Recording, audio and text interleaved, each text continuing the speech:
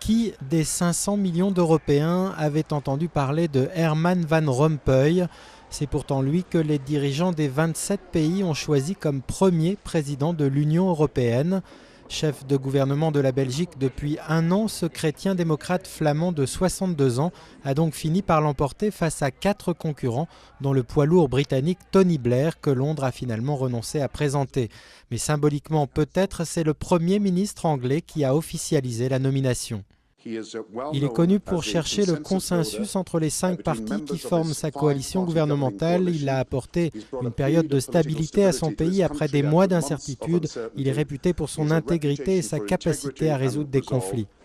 Contre toute attente, les 27 se sont donc entendus très rapidement. Paris, Berlin, Londres et Rome notamment avaient fait bloc pour appuyer ce candidat discret. Son avantage aux yeux des grands de l'UE, il ne devrait pas leur faire trop d'ombre. Nommé pour un mandat de 2 ans et demi, renouvelable une fois, le nouveau président va remplacer le système actuel de présidence tournante tous les 6 mois qui donnait le tournis à tout le monde.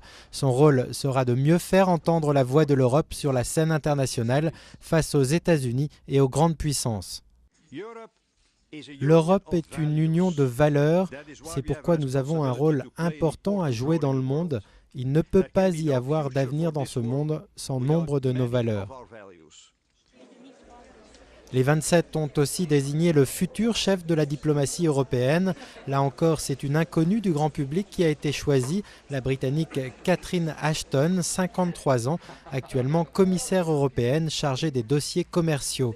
Mais ce choix a son importance alors que les eurosceptiques pourraient prendre le pouvoir au Royaume-Uni lors des élections l'an prochain. C'est une façon d'impliquer davantage les Britanniques dans la construction européenne.